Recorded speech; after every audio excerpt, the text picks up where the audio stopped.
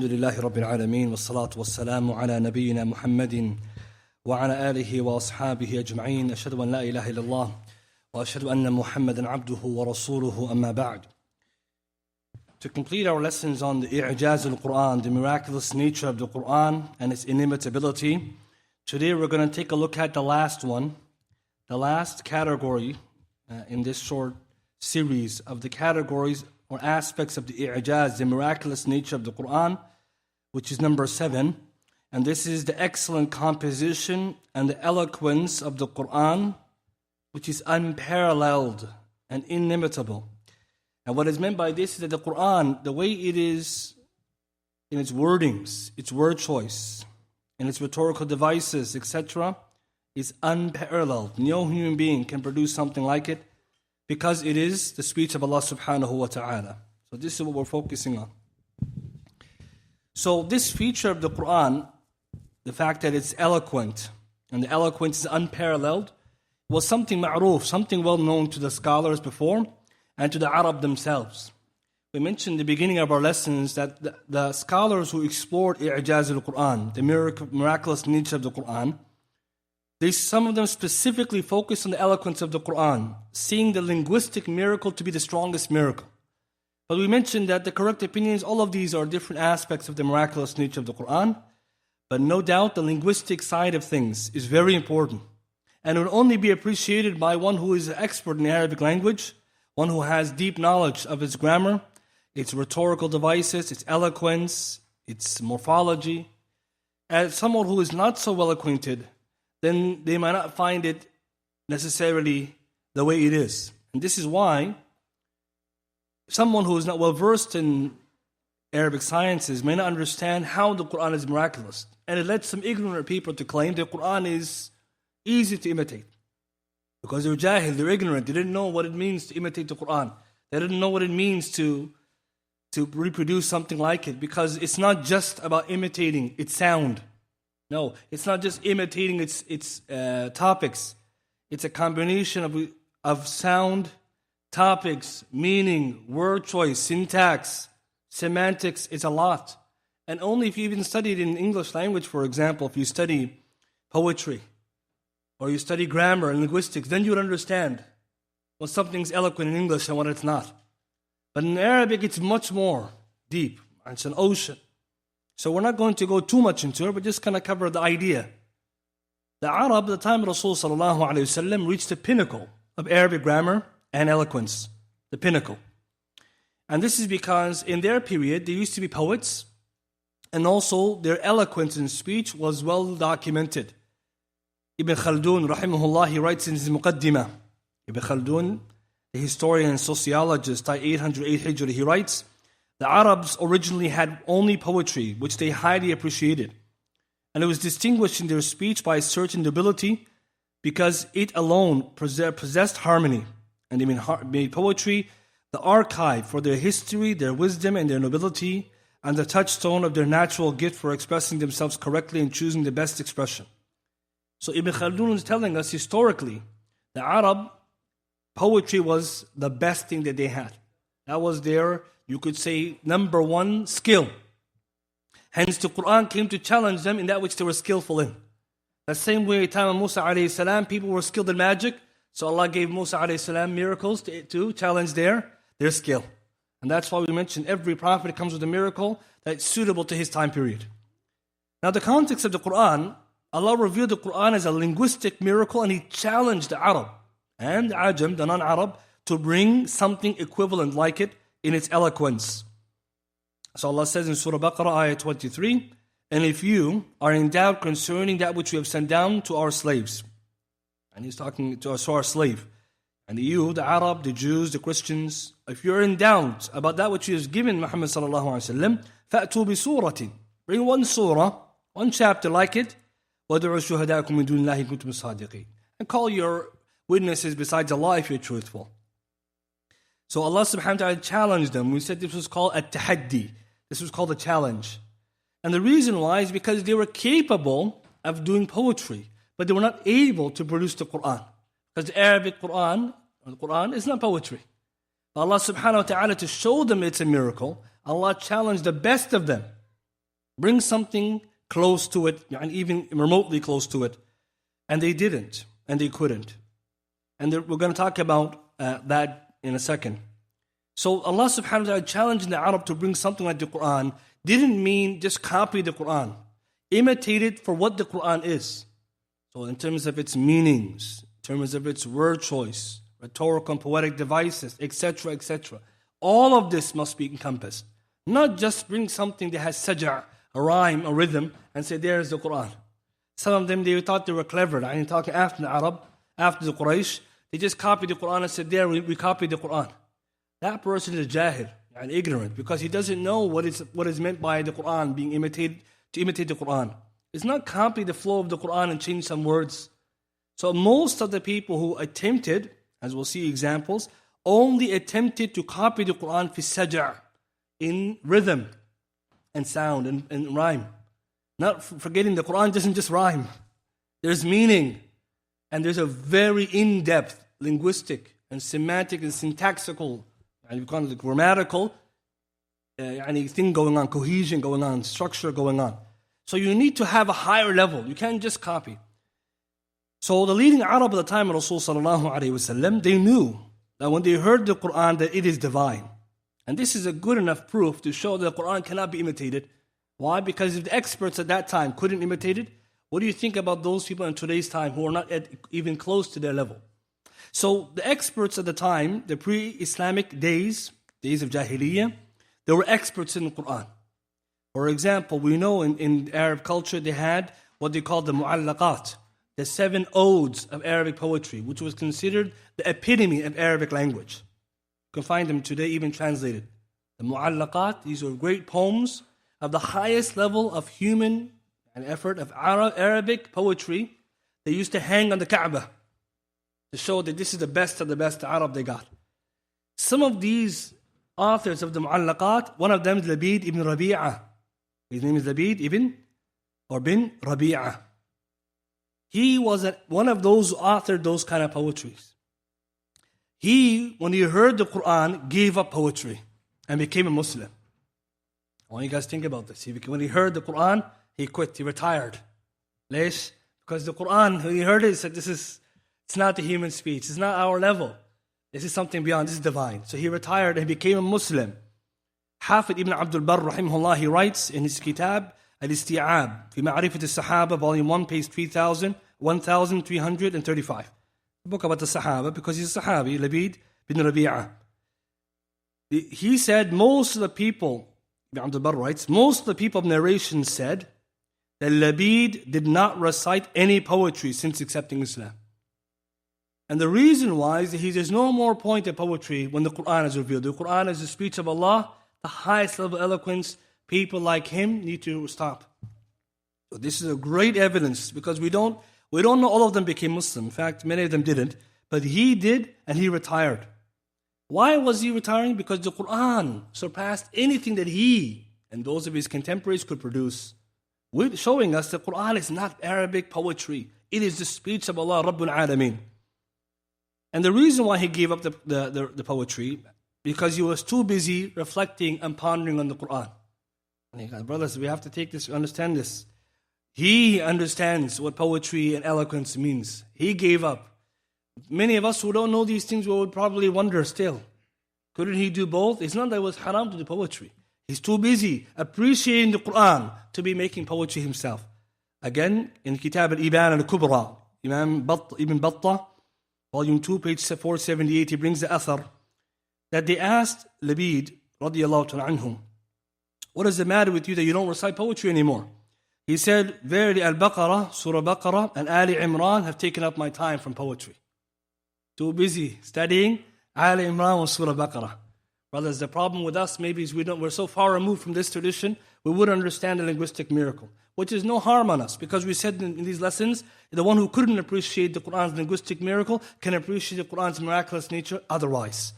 And we already explained this, so it's no problem.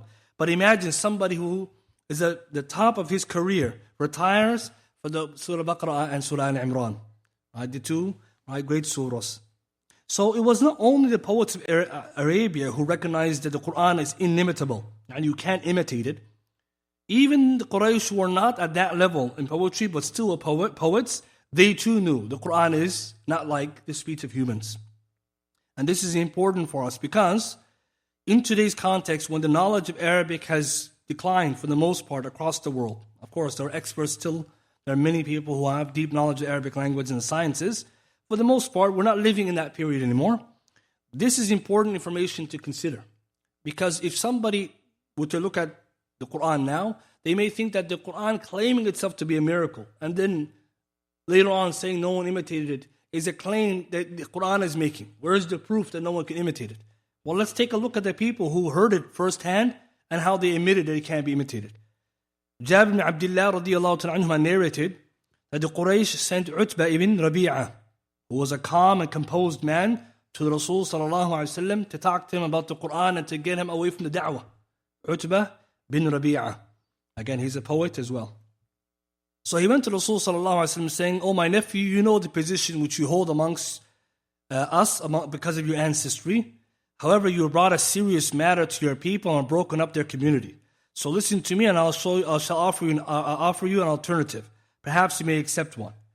If by this affair, يعني your da'wah, you want money, we shall collect all what we can for you from ourselves, so you will become the richest of us.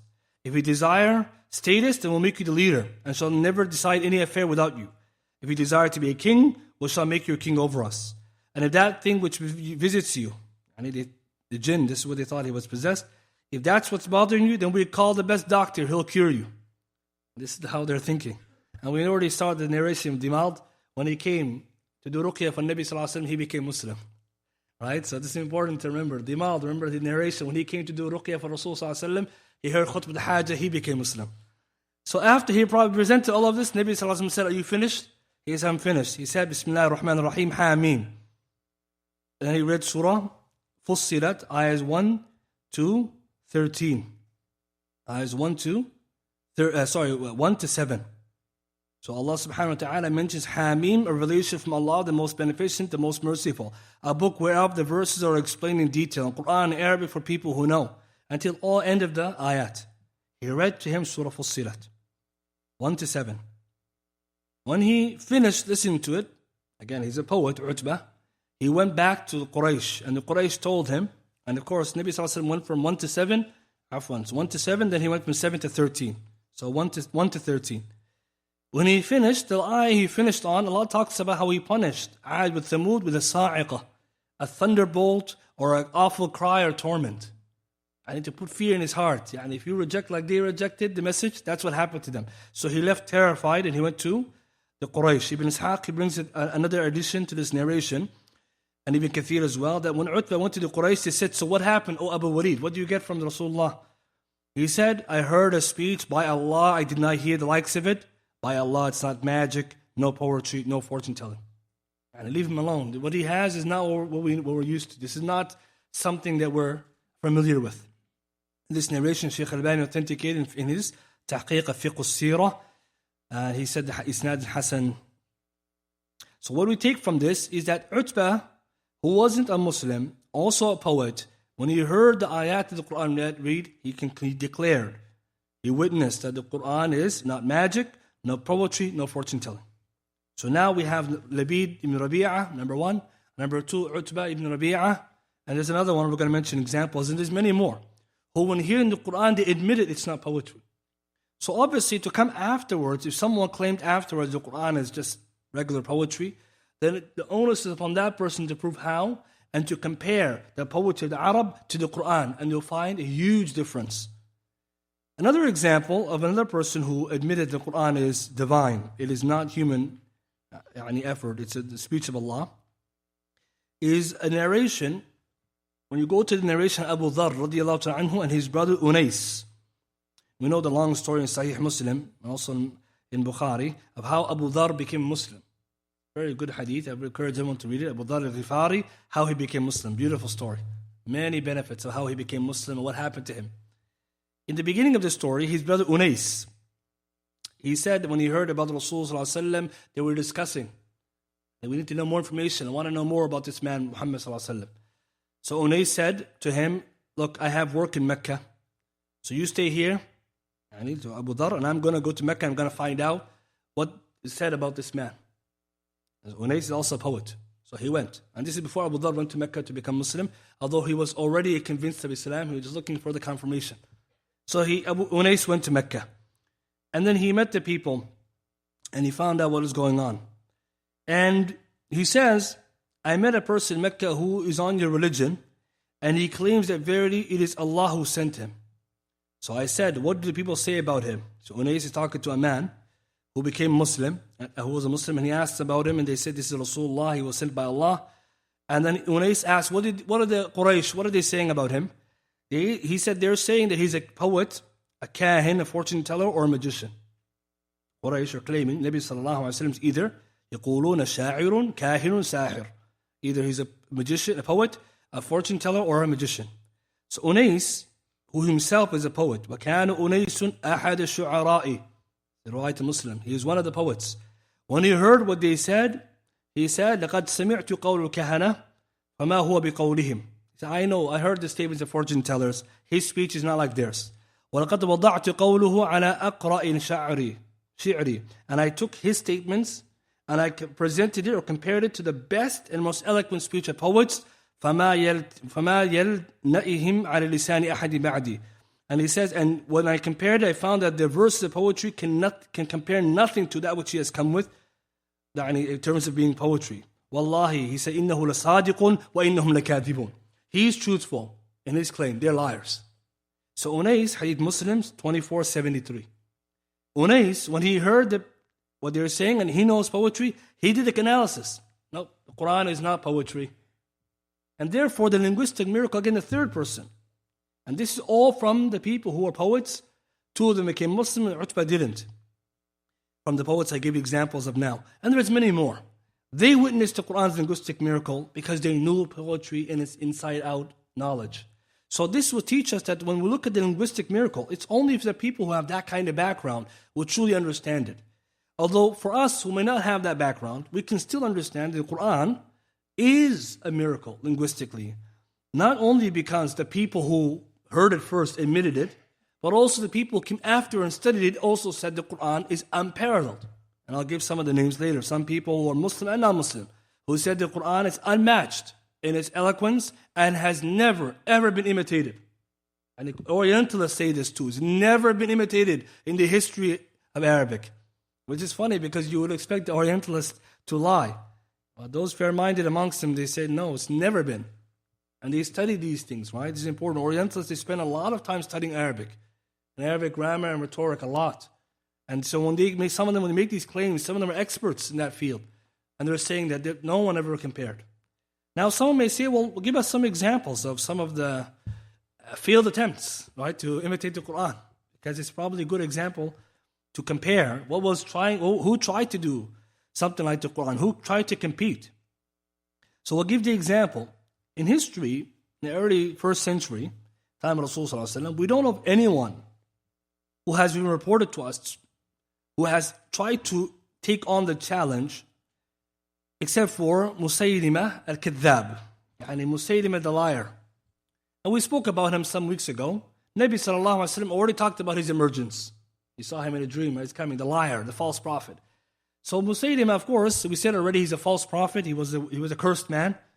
And in order to bolster his claim of prophethood, he tried to imitate the Qur'an with historic fail. Right? It's a historic, epic fail. It's in history, and we can look at some of his examples of what he tried. To look at some examples, the ulama, they mention, like Ibn Kathir and Al-Bidayah wa Nihaya, Imam Ibn Hajar and Kitab al-Isaba, and if you go to Tafsir Ibn Kathir, if you want an example, Surah Asr. Go to Tafsir Surah Asr, Ibn Kathir, in English even, and read the story that happened, that transpired between Amr ibn As and Musaylima.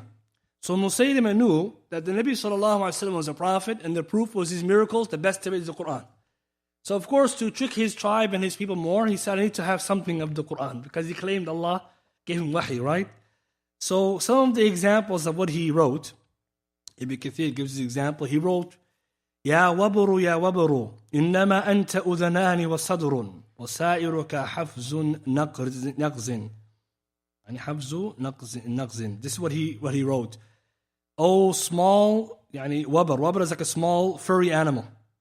You're only 2 ears and a chest, and the rest of you digs and burrows in the earth. That was his attempt to imitate the Qur'an. When you look at it, first of all, we already see that it's failed. Because the Qur'an isn't, like we said, it's not just saj'a. So some may say, look, he has some kind of rhythm. Yeah, he's copying the Qur'an.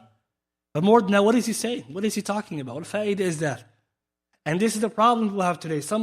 In today's world, some people tried to write some surah of the Qur'an recently. Surah Al-Ard and some other things out there.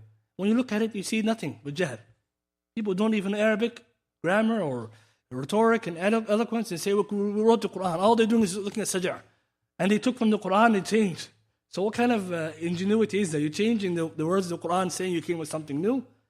Not only they're failing to bring any of the devices, they're also failing, brothers and sisters, in even conveying meaning. Remember, when we say the Qur'an is eloquent, eloquence is divided into categories. Ilmul bayan, wa ilmul ma'ani, wa ilmul badi'. The ulama, when they say rhetoric in Arabic, is 3 major categories and fields. Ilmul ma'ani is the word choice of the Qur'an.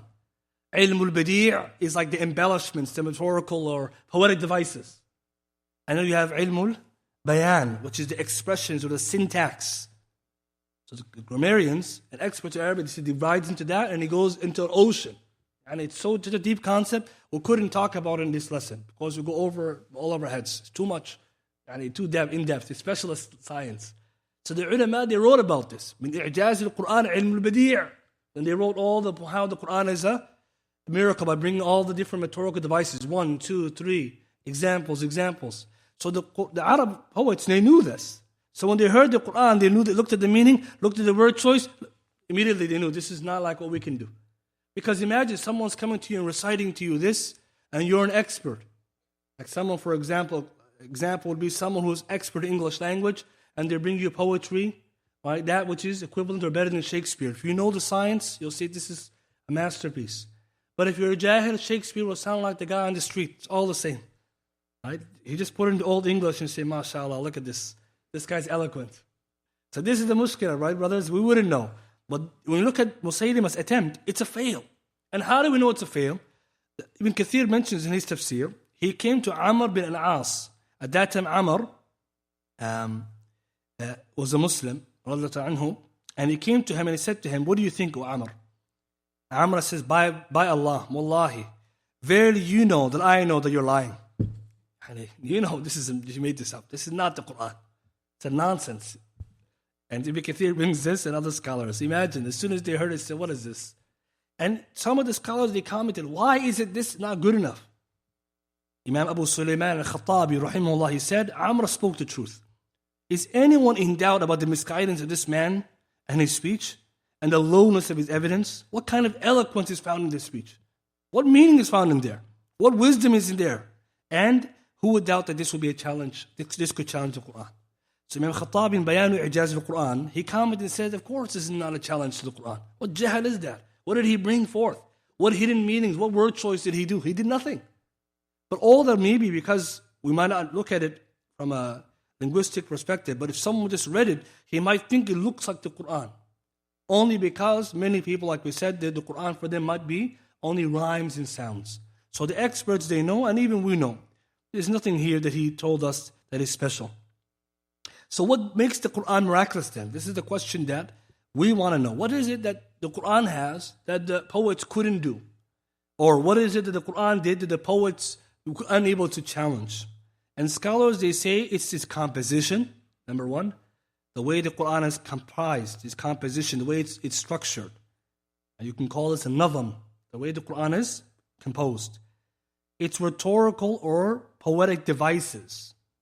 Okay, so for example, we call this is a chapter of Ilm al-Badi', the rhetorical and poetic devices. And for those of us who study poetry in English, we would know some devices, simile, metaphor, that kind of stuff. Yeah, the Qur'an has a lot of those and different examples of it. They also said word choice.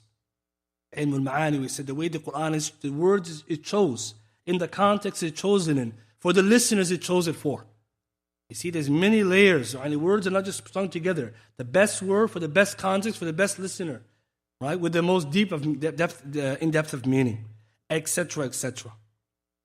Qadi Iyad, rahimahullah al-Maliki, when talking about what makes the Qur'an so miraculous from the linguistic perspective, he says it is excellent composition, appropriate word usage, its eloquence, its multiple forms of brevity, its extraordinary rhetoric, unheard of among the Arab, who themselves were experts of language and masters of science. And this is taken from Kitab Itqan of Imam Suyuti. This quote from Qadi Iyad. Imam Suyuti, rahimahullah, is a good example of a scholar who spent some time gathering all these rhetorical and eloquent elements of the Qur'an in his book, and it's probably the biggest book on إعجاز القرآن from the earlier scholars, Mu'tarak al-Aqran. In there, he has a chapter where he says the rhetorical or linguistic miracle of the Qur'an, and he says the Qur'an has up to 200 different rhetorical devices it uses. 200. So for example, simile, metaphor, etc., 200 of those. And some of us think in English, how many do we even have? Do we have 200? And then if we do, how do you use them? Right? So this is important, right? If you study the language, you say, subhanAllah, that's amazing. But also the fact that he cites examples for each one. So this is obviously a higher level argument, right, for those who are more specialized. Some examples, antithesis. When you mention one thing and its opposite in one verse.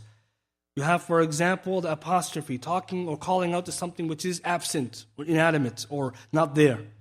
The famous one, al-iltifat, the grammatical shifts. Many of us, we know that when Allah changes, subhanahu wa ta'ala, changes the dhamir, right? So you're talking to person first, go second person to third person, from singular to plural. This is called iltifat. Some of the non-Muslims who didn't know the Qur'an said, this doesn't make sense. Why Allah changing from here to here? But then the real honest Orientalists said it's very clever how Allah subhanahu wa ta'ala changes how He addresses the person from second to third person, sometimes the first person, to get our attention. Active reading. مثلا Surah Al-Kawthar, إِنَّا أَعْطَيْنَاكَ الْكَوْثَرِ. Verily we've given you, O Muhammad sallallahu alaihi wasallam. Allah's talking to him, the Kawthar. فَصَلِّ لِرَبِّكَ. So worship your Lord. And so Allah subhanahu wa ta'ala then instead of saying, because the beginning is talking, we've given you, but here Allah subhanahu wa ta'ala is not talking about Himself as we anymore. He's talking about your Lord, Rabbika. So Allah changed the shift towards that. Why? This is the thing that the ulama study. Why Allah changed it from we've given you to your Lord. From the first person, you could say the we've to your Lord. Third person absent. These are the examples that we're talking about. When you look carefully, you notice there's always a wisdom. And there's many other examples. Some of them, right, or like I said, they're more for a linguistic class or Arabic rhetorical class, because again, like we would have to explain them, what are they, how do they use them. And there's, alhamdulillah, many books have been written. One non-Muslim Orientalist, Professor Hamad Gibb, he writes, like all Arabs who were connoisseurs of the language and rhetoric, well, then if the Qur'an was his, alayhi own composition, other men could rival it. Let them produce 10 verses like it. If they could not, then let them accept the Qur'an as an outstanding evidential miracle. Non-Muslim is saying that. Like if the Qur'an was really from Rasulullah, why no one could challenge him? Nabi was not a poet, he wasn't trained. Yet suddenly the best of them couldn't challenge him. Right? Again, going back to our principles, what is the meaning behind that? Someone who has no background in poetry, who is never known to be a poet, who never wrote one of the great odes of Arabic poetry, suddenly comes with a speech better than all the poets. So if we go back to our tool of abduction, the inference to the best explanation. Is Rasulullah a poet, as the Arabs said? How can he be? Is he a magician? How can he be? The magicians, they don't talk good things. Right? Remember, magicians, they don't speak good words. They speak bad things. And Musaylimah, he was a liar, right? The one I gave you was a clean version. He has a lot of bad versions of supposed revelation. Because he was a fasiq, a kafir. So poets are not like magicians. Magicians, they usually have rhyming things, but they have no meaning. And usually they even have things which are not appropriate. Is he a fortune teller? If this is the claim, then where is the proof? Nabi sallallahu alayhi wa sallam is a fortune teller. How can he be? So our argument then is that he must be given something which comes only from Allah subhanahu wa ta'ala. Let's take a look at just one example of some of the devices used in the Qur'an to show you that the Qur'an is full of these kind of devices, and some of them we appreciate and some of them we might not. For example, in Surah Fatir, chapter 35, verse 19 to 20, is antithesis. Allah uses the opposites وَمَا يَسْتَوِي الْأَعْمَى وَالْبَصِيرُ وَلَا الظُّلُمَاتُ وَلَا النُّورُ. Right? Allah subhanahu wa ta'ala says they're not equal. The blind, the one who is blind, and the one who sees. Not the darkness, nor the light. And Allah keeps doing this. وَلَا الظِّلُّ وَلَا حُرُورُ. Not the shade and the heat. Right? This is called antithesis. Opposites are matching. It sounds nice, but also it's a beautiful tool to show contrast. And we know that when you oppose these two things, it's more meaning. That's an example. Another example, you find, for example, Allah subhanahu wa ta'ala using one word in two different contexts. One word in two different contexts. So the same word has more than one meaning. Allah uses the first time with one meaning and a second time a different meaning. And it's both the same word. So obviously there's a purpose behind it. Example, Surah Nur, ayah 43 and 44. Allah Ta'ala يكاد سنا برقه يذهب بالأبصار يقلب الله الليل والنهار إن في ذلك لعبرة لأولي الأبصار. So Allah subhanahu wa ta'ala says the brightness of the lightning bolt يذهب بالأبصار can remove the eyesight. Allah turns the night and alternates the day in في ذلك لعبرة لأولي الأبصار, for the people of understanding. First absar, sight. Second absar, fahm. See, when we read the Qur'an, we understand this. When you pay attention, it's Allahu Akbar. That actually is beautiful. And again, this is just one example. There's so many others. Sometimes there's even examples where Allah subhanahu wa ta'ala uses words that we know have one meaning, but it has another meaning, and both meanings apply at the same time. But one of them is more applicable. Give one example. Again, each one of these devices has a name, in English and in Arabic. I'll give one example. Allah subhanahu wa ta'ala, He says in Surah Rahman. I will use this example, chapter 35. Again, our brothers, there's many, many examples, but just to give you some idea of what we're talking about here. Chapter 55, Surah Rahman. Allah subhanahu wa ta'ala, He says, وَالنَّجْمُ وَالشَّجَرُ يَسْجُدَانِ. So here, وَالنَّجْمُ, najm, which is translated, can be translated stars, وَالشَّجَرُ, and the trees, يَسْجُدَانِ. But then the word najm has two meanings. One is star, the other one is herbs or trees. So then here, which is munasib? The stars and the trees, or the herbage and the trees? So the scholars say both are applicable, but here some say the correct meaning is one najmu, the small herbs, was shajaru, the bigger trees, yes, do that, both men worship. But maybe we take one meaning and Ibn Kathir or Tabari, they said both meanings are there, but Allah used that word purposely, so both meanings apply. Of course the stars worship Allah, but the herbage as well. And herbs and trees are more likely to go together. So when you reflect on the Qur'an, you tadabbur, you say, subhanAllah, small and the big. Or you could say the stars and the trees. Other examples like this are in the Qur'an. So this is a tool, it's kind of close to like a pun, but pun is more for jokes. So it's not in the category of the puns. And there are many other examples like this. So the Qur'an is full of these kind of special tools, right, that you find, or usages. And the people who read the Qur'an, they also would notice not how Allah subhanahu wa ta'ala used them only, but also how they are good examples within their context. Because remember, it's not just that you can use it. Does it make sense in this context of what you're saying? And is it appropriate? Because we said again, word choice, composition, and the tools. It's not just I used a metaphor here. Is it a proper metaphor? Does it work? Does it give us something to think about? Or it's just I put a metaphor in a random place and here I used a metaphor. And those of us who write poetry, you know what I'm talking about. All right? Then when you write, if you ever write poetry, you know what I'm talking about. You can't just put together something and say, MashaAllah, it's good. No. It has to be careful, very careful. And there are many, many examples. Like we said, up to 200, Imam Suyuti, he mentions in the Qur'an. And some of them we also know because of the way that it sounds. It produces a certain effect. So why does Allah use all these devices? To show the depth of the Qur'an, its linguistic, and the eloquence only comes from Rabbul Alameen. Allah subhanahu wa ta'ala taught us language. Of course, then He is the one who knows how to use it best. So Allah subhanahu wa ta'ala is showing the Arab that if you look deeply, reflect on the Qur'an, you will see it. But if you didn't know how to, then you can still appreciate the Qur'an from other angles. For most of us, it's just the idea of the eloquence of the Qur'an. For many of us, may be limited to its saj'a, its rhythm, which is also part of poetry. But from the Qur'an, it's a higher level. It's not like poetry. مثلا إن الأبرار لفي نعيم وإن الفجار لفي جحيم. And it rhymes.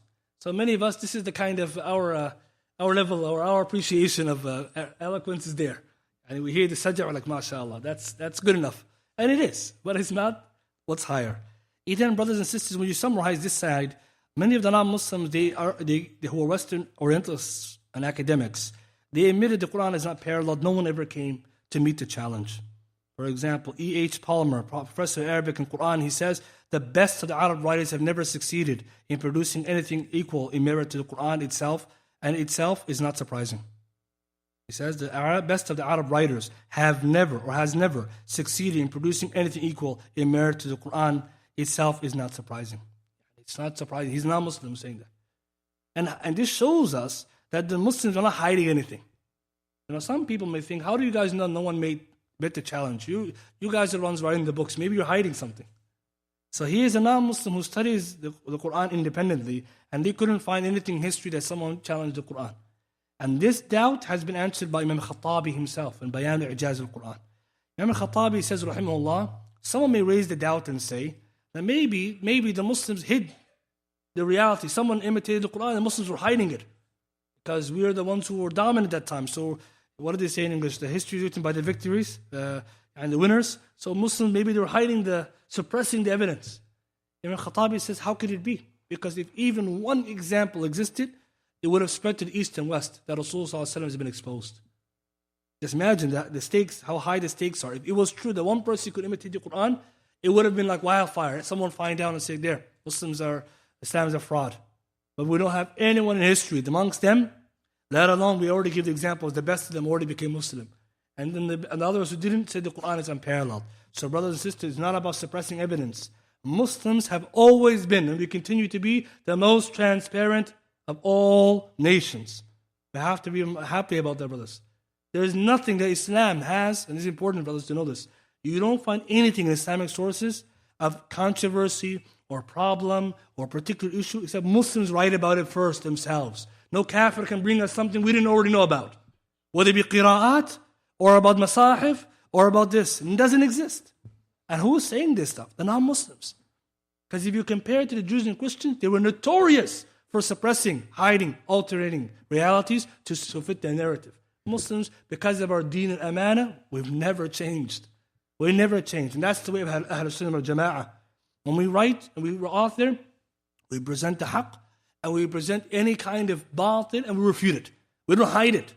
Or let's say there's something out there like an issue, we put it first in there.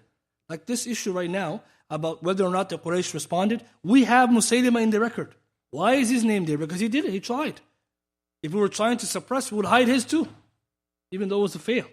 We would have hid it. No, Muslims, we don't do that. So alhamdulillah, this is something which makes our ummah, right, very, very transparent. One more quote, another scholar, right, Angelica Nurith. She writes, Professor of Qur'an, she's well known. She writes, no one has succeeded, and this is right. I really think that the Qur'an has never been, the Qur'an has even brought Western researchers embarrassment. I really think that the Qur'an has even brought Western researchers embarrassment, who weren't able to clarify how suddenly in an environment where there were not any appreciable written text appeared the Qur'an with its richness and ideas, its magnificent wordings. And this is an interview that was taken from the Divine Reality. Hamza Zord says he asked her directly. So he interviewed her and asked her, what do you think? And she's a non-Muslim Quranic specialist, and she said that even bring the Westerners to embarrassment. Why? Because the Qur'an is in a literary tradition of its own.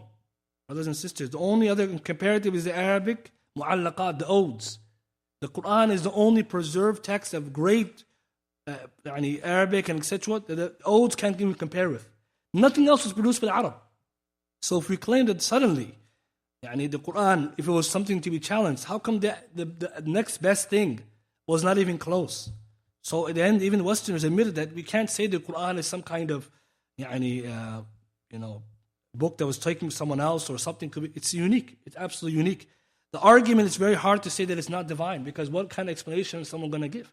And this is why today if someone tries to use crude examples, for example, someone might say, well, Shakespeare is the greatest in English, but Shakespeare had teachers. Nabi Sallallahu Alaihi Wasallam didn't have a teacher from the humans. So you can't use that comparison. Like someone saying Shakespeare is the best in English, but we know people who are comparative. Yes, we know people before and after him who were just as good, but he also learned. Who taught Muhammad Sallallahu Alaihi Wasallam except for Jibreel, who was given that knowledge by Allah? See, so there's no comparison. We're talking about, imagine, someone who never studied anything, has no background, who is not known in the field and suddenly becomes the best. We can't parallel it. So the conclusion, brothers and sisters, on this side, is that the Arabic of the Qur'an, as linguistic miracle, is one of the many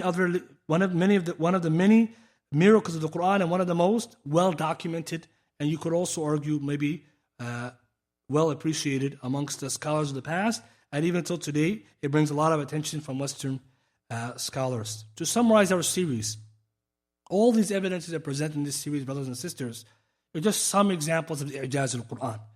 And what they prove, above all, is that if the Qur'an is truly the speech of Allah subhanahu wa ta'ala, then we would expect it to have these kinds of miracles, and it does. And the challenge Allah posed to the creation to imitate the Qur'an, to bring something like it, has never been met, as we even read from the non-Muslims. So the conclusion we would give then is the Qur'an truly is the speech of the Lord of the worlds, Rabbul Alameen. And we invite everyone to read the Qur'an, Muslims and non-Muslims, to study deeply, because you will only come to that conclusion after deep research and pondering. To also conclude, I want to mention as an encouragement for us as Muslims to make effort in studying the ulum al-Qur'an. As Muslims, one of the things that makes us special is our in-depth studies of our religious texts, be it the Qur'an, the Hadith, and its derivatives, the fiqh, aqeedah, all of these things, usul. But we should make special effort as Muslims, especially in today's era, to study the Qur'an bidabt, brothers and sisters, with details, tadqiq, not just the surface level. We need to have in-depth knowledge of the Qur'an.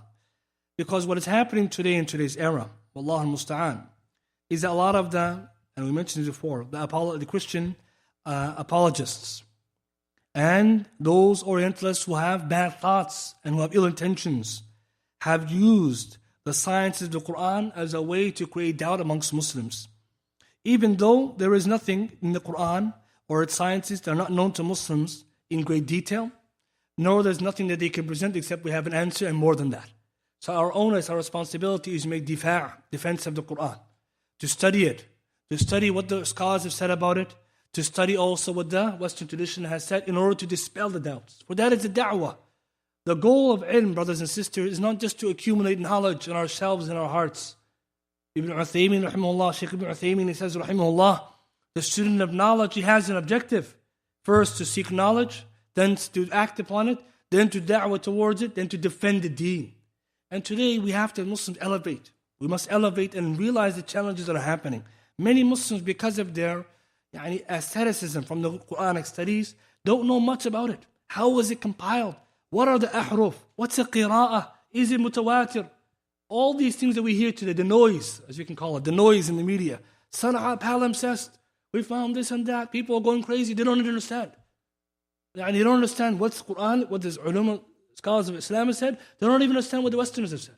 So our responsibility today, brothers, is to have great knowledge of the Qur'an, to defend it, to share with people, to show them the beauty of the Qur'an, but also for those who have doubts, to clarify, non-Muslims and Muslims. So this is my encouragement as well, that we spend time with ulum al-Qur'an. And ulum al-Qur'an, like we said, is amongst the most in-depth sciences. It's a whole ocean of knowledge, right? Whether it be ilm al-rasam, the Qur'an's paleography, how it's written, or ilm al-tafsir, usul al-tafsir, how to do tafsir, or like this, ilm al-qira'at, etc., etc. Just for us to have a basic knowledge is important.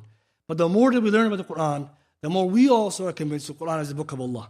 For wallahi, brothers, anyone who studies the Qur'an in depth, they will all quickly realize there is no book like it.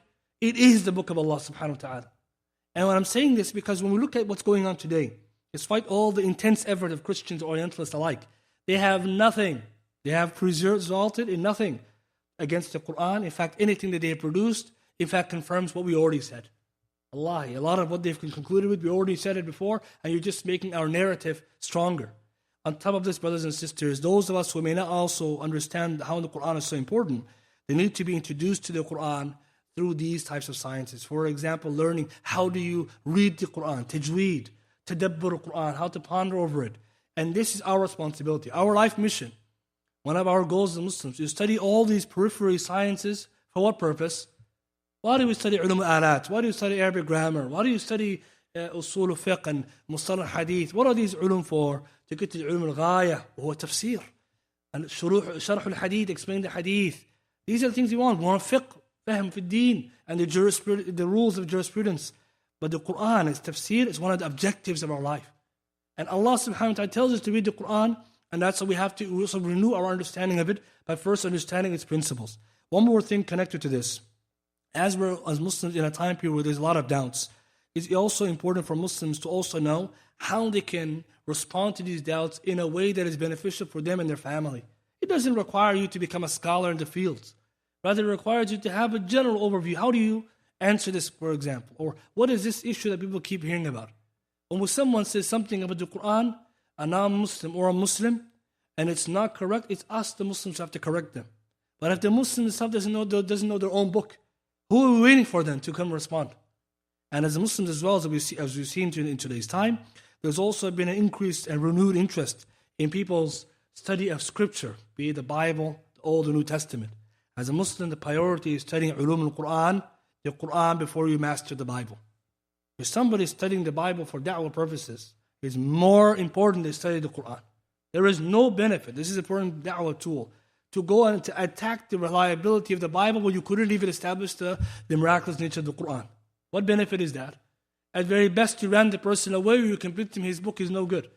But you didn't establish, give me the, establish your argument first. You have nothing.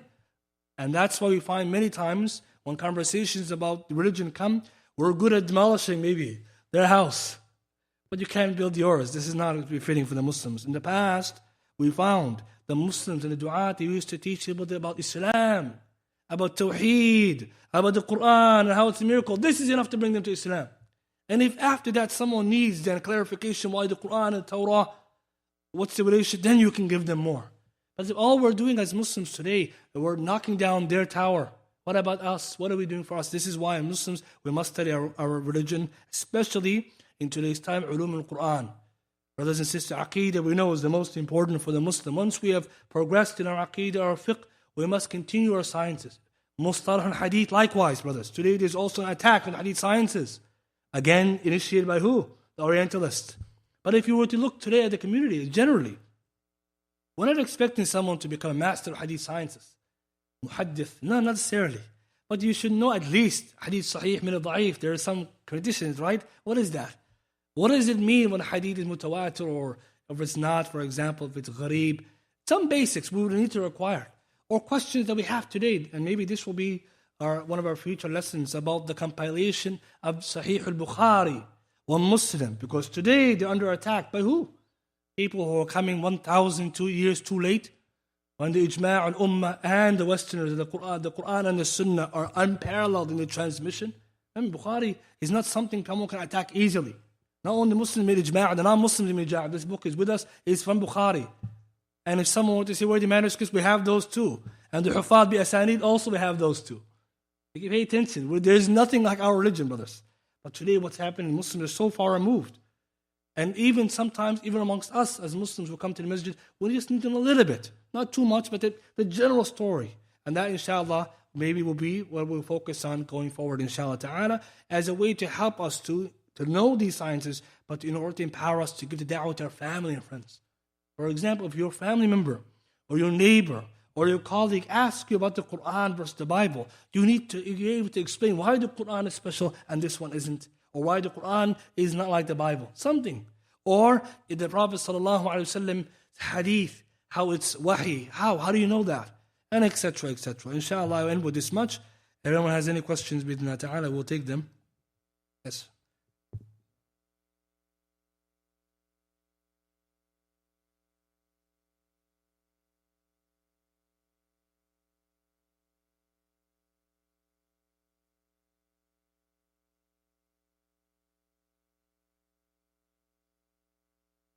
Yeah. So the brother's asking about the issue of when giving da'wah, the miracles of the Qur'an, the scientific miracle. Is this something that we can be used? And so we spoke about one lesson for science in the Qur'an, but this idea of i'jaz ilmi, they call it, the scientific miracles. The correct opinion amongst the scholars that there is such thing it's allowed to do what's called tafsir ilmi, scientific tafsir, bishurut wal-quyud, with conditions. But the problem we have today, many people don't know them. So what happened, it became a free-for-all. Anything that scientists have said today, we just forced it into the tafsir of the Qur'an. And then when they retracted, we took it out. And it looks like eventually that we have no da'wah, because we're saying the Qur'an has Big Bang, then Big Bang became undetermined. Okay, Qur'an doesn't have it. Or some people so far, the Qur'an talks evolution. And then when everyone started, now scientists are not in favor of it. Okay, no, it's not there. This is problematic. And this is dangerous. And this is why the scholars have written books about the rules and how to do it. But there is some that you can use with conditions. And that's how we encourage Muslims when giving da'wah to the Qur'an. We should use what we talked about today. The Qur'an's easy memorization, the Qur'an's impact on the heart, its linguistic miracles, history, or even the stuff like the prophecies. The Qur'an predicted the future. It got it right, the past. And when you give these solid, clear-cut ones, it's very hard. Especially with prophecies, people are amazed when they hear a prophecy. Something the Prophet said, something the Qur'an said and happened. When they look at it, they think you're joking. That is enough for them to go back and read it, and they come back with another one. I need more. Because what happens, they get convinced. So these are the ones we should be using. What happened a lot of times, that was seen with the scientific miracles. People without the conditions and knowledge started to expand and expand. And what happened is they also exposed themselves to these problems. Scholars now, again, not now, but they have already written books on it. And inshallah, we mentioned this, that with the conditions allowed. But otherwise, it should be avoided because it creates confusion and also puts the wrong emphasis. Science is from the things Allah subhanahu wa ta'ala taught us. Allah subhanahu wa ta'ala's book and His wahy should give preference. Not science. Science is not the ultimate truth standard.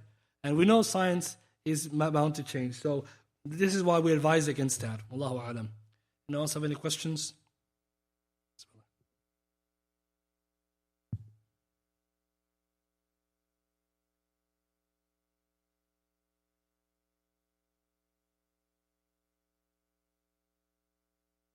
So the brother's asking any books to help us with the eloquence of the Qur'an.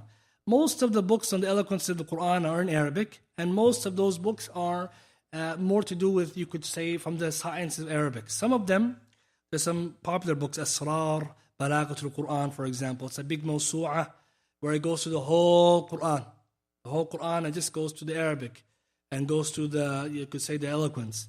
But there's beginner books, so someone first I would recommend to study it. The first thing they should do is to read about Arabic eloquence first. Get a book like an introduction to Ilm al-Balagha, for example, Ilm al-Badi' al-Ma'ani. There's books like this, just to understand first what the tools are. And then you can see the books of tafsir. Almost all the tafsir also have a part of this. So for example, today if you go on darar.net, this website, D-O-R-A-R, when you go to their Mawsu'a Tafsir, مثلا, it's very helpful. They have all the Qur'an, and most of the Qur'an is their tafsir. When you go in the tafsir, part of every ayah they do the tafsir of is the last portion, which is the balagha, part of it. This is a very nice way to read the Qur'an. You learn its wordings, its ahkam, its lata'if. Then at the bottom, balagha. And I think this is nice. To read the tafsir is the best place. Because ultimately the scholars of tafsir do it. Some scholars are more focused on it than others. But this Mawsu'a Tafsir, Darar, very, very nice. D-O-R-A-R. D-O-R-A-R. Darar.net has a hadith Mawsu'a, they have Mawsu'a fiqh, and they have tafsir. And when you go to tafsir, it's organized. It's called Tafsir Muharrar. What they do is just they take the ayat of the Qur'an, they do every category in munasaba. Lata'if wal-fawaid, balagha, other ahkam. They just like organize it, and they give you a little bit of everything. At the bottom, they have balagha. So you read the tafsir, and you get a little bit of that. Every ayah you read, you get a little bit. So this is a nice way to do it. Otherwise, someone will have to go deeply into the subject because it is a deep subject. In English, there are some books as well that talk about the Qur'an and its linguistic miracle. Some of them are good and some of them are not. The best I've seen is this one, Arabic Rhetoric, a Pragmatic Analysis by Hussein Abdul Rauf, Routledge publication, it's a PDF. Arabic Rhetoric, a Pragmatic Analysis. Some examples I cited today came from that book. So what he did was he studied in English what is Arabic rhetoric, and then he gives some examples, and he uses the Qur'an too. So this is, I'm not going to lie, it's a heavy read, but it still gives you something. Arabic Rhetoric, a Pragmatic Analysis, Hussein Abdul Rauf. So these are some resources. Otherwise, this kind of subject, like we said, requires someone to study it, Ilm al-Balagha and Ilm al-Badi' by itself in detail. So if you want a little bit, go to these tafsir sources or this book, and you can appreciate it more. There are other books as well, but some of them are not as detailed. They don't give you the examples as you want. Also, if you go to, again, the same source Doror.net. They also have now Mawsu' al-Arabiya. They also have Ilm Badi' and Ilm Ma'ani there as well. So there's resources to help you break it down. Suyuti has books, all the Imam Suyuti, many ulama. But that's just a little bit, inshallah, to help you. But like I said, but for the Muslim when giving da'wah, because the linguistic miracle is very detailed and difficult to portray, it requires you to study it first a little bit and share a little bit. But if someone wanted to appreciate, these are some resources they can go to, and there's many more. I just mentioned just a little bit only. Wallahu a'lam. Yes.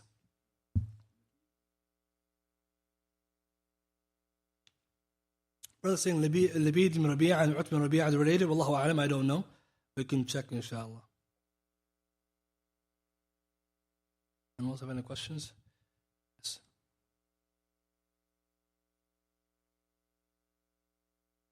So the brother is asking, what advice do we give to studying ulum al-Quran? The scholars, when they talk about ulum al-Quran, they give many kinds of books that you can start with. The basics for someone to begin with a primary book, a book that covers the whole of the ulum al-Quran. There are many. But if you want to begin, you know that ulum al-Quran is many sciences, not just one. So for example, many scholars say start with usul al-tafsir. Mathalan, Shaykh Ibn Uthaymin has a very small one, or Shaykh al-Islam Ibn Taymiyyah as well, and the scholars comment on usul al-tafsir. That's the introduction. But if someone wants an overview of ulum al-Quran, then we did one before, on a small manzuma, and there are other books. Like scholars usually mention, when it comes to ulum al-Quran, there are two books. The finality of all the study. Either Itqan, Imam Suyuti, or Burhan, Imam Zarkashi. Those are the accumulations. But you should begin with something small. So I recommend get a small book that covers all the ulum al-Quran. What is it? Like for example, ulum al-Quran, what is it part of? Nasikh al-Masukh, it has qira'at, and it does like all of the overview. Then you can go focus on each one. But scholars usually when they talk about Tulab al-Ilm, they say begin with usul tafsir. Why? Because you're going to read the Quran a lot, you want the tafsir. So start with that one. But it's also good to have a small book that covers all different sciences and to learn them. So this is the best way. And eventually when you cover the overall idea of it, then you go to the big books. There are some scholars who summarize Itqan of Suyuti, some of them have summarized Burhan of Zarkashi, and some have written their own versions, the modern day summaries. So someone should try to find these kind of books. But ulum al-Quran, the best what we should be doing is to first know what does it account, what does it encompass, and also why is it important. It helps you to appreciate the Quran. It helps you to better approach the Quran. It helps you to, when you hear it and you study it, you appreciate it, you also understand it better. But also when people have questions, you can also find out how to address these issues. For example, someone may come and say, for example, the Quran has abrogation. Yes, we believe that. And we show which ayat to abrogate, which are not. Simple. But if someone, for example, never looked at al-Quran, if someone came to them and told them there's qira'at and ahruf, they get lost. What's a qira'ah? And it's okay, you have to know there's a subject like this. Also, scholars, they also mentioned the beginning steps is also tajweed. First step for the Quran is to read it properly. Then you go to the understanding of it. So tajweed is from ulum al-Quran, right? So we encourage the Muslim to read something about it. And perhaps, again, we did some lessons before in al-Quran overview. Maybe another time we can do it again because it's very important. Because today, like I said, this is the door that the non-Muslims and Orientalists and malicious people are coming to this door, knowing full well the Muslims don't know their tradition.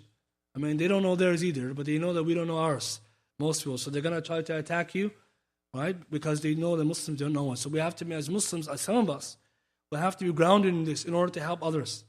Because at the end, if many of us are not familiar with, imagine. Right? May Allah subhanahu wa ta'ala protect us, yes.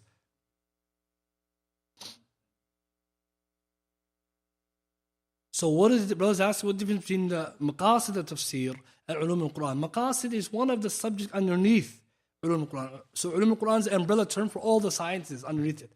There's many sciences. Some scholars say it's 50 plus different branches. Some say more even. But within it you have what we call the maqasid. So maqasid means the intent of the surah.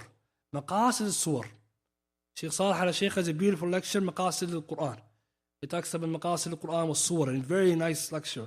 But today is one of the sciences. For example, each surah in the Quran is thematically, the whole surah is thematically organized as well. This is something we agree. There's changes in this, the different themes in surah, but they're connected. So some scholars analyze the munasaba al-ayat. Why did this ayah come after this ayah? Scholars, they studied that, imagine. And why this ayah after this ayah? Imagine, this is the level they went to because they know the Quran is coherent. Maqasid is like, what's the surah all about? Again, if you go, the themes and objectives. If you go to Darudanat again, you go to the Mawsu'a Tafsir, in the beginning of the surah, they have the maqasid. That's also helpful. So it tells you this surah, the maqasid. Anbiya is surah of prophets. It talks about this and this and this and this. And it's good to know that because sometimes the non-Muslims, when they read the Qur'an, they don't even understand how the Qur'an is organized. Because they're used to the Bibles, tariq, right? One day Isa went here and one day David did that. It's a story. They open the Qur'an and they say, why is there Baqarah here? It's a cow. They don't understand. One non-Muslim said, I opened the Qur'an, I found the story of a cow, I didn't know. Because they don't understand. The Qur'an is not like the book you're reading. It's a book of wahi. It has a maqasid, but you have to study it. But the Qur'an also is different because it's talking to you. Very important. The Qur'an talks to us. We open Fatiha, Allah's talking about us, talking to us. When you read the Bible, it's talking third person. That's one of the biggest differences. Someone said, when I read the Bible, I don't find, when I read the Qur'an, it touched me because Allah's talking to you. It's talking to you, and this is unique. But see, we have to know the maqasid to connect. Like, why is Surah Baqarah called Baqarah?